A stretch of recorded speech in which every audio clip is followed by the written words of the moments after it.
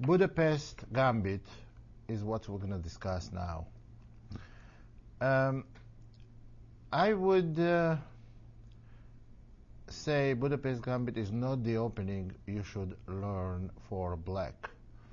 There are several reasons for it. Reason one, it's not up to you to get a chance to play Budapest Gambit. For instance, d4, knight f6. If d4 player wants to avoid Budapest Gambit, they can go knight f3, second move, and you never get Budapest Gambit. This is the one reason. Second reason is the main reason, because after d4, knight f6, c4, e5, this qualifies as unsound gambit, unsound opening. There are two ways white can play. White can accept the pawn sacrifice and hold on to it, hold on to a pawn, and black is not going to have sufficient compensation.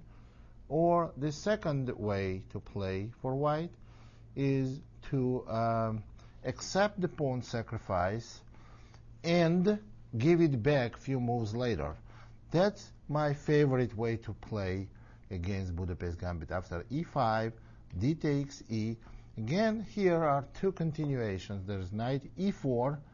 Let's cover it very briefly. After knight e4, good move for white is a3, or knight f3, knight c6, followed by a3. There is never black is going to get here sufficient compensation for a pawn. But again, that's not the main move, main continuation of Budapest Gambit. Main continuation is knight to g4. And after knight to g4, we can go bishop at knight f3 or bishop f4. Now, bishop f4 is an interesting way to play. After knight c6, you can go knight f3 and bishop b4 check. That's the main variation. That's practically the only way to play Budapest Gambit for black. So knight c3 is the first way where you want to stay with extra pawn and you don't want to give it back. Now after queen e7 or castle, queen e7 doesn't get the pawn back because white can play queen d5, and after castling, h3 will immediately put black in a very bad position, because they have to go knight h6, and then bishop simply is going to take the knight. So the main move is, and also the other move is f6. Now, this is the way that you can look up any opening book, and they will tell you what to do. That's not my favorite way to play, and I want to always recommend the way I would like to play this opening. The way I would like to play after bishop b4 check, and this is a popular continuation, simply play knight to d2. Only disadvantage of knight d2 move is that black can get the e5 pawn back, because they're going to go queen to e7, and white cannot play queen d5. So, but now what white can play is a3, attacking the bishop. Black can play knight takes e5, and now, of course, we cannot take the bishop because knight d3 is a checkmate.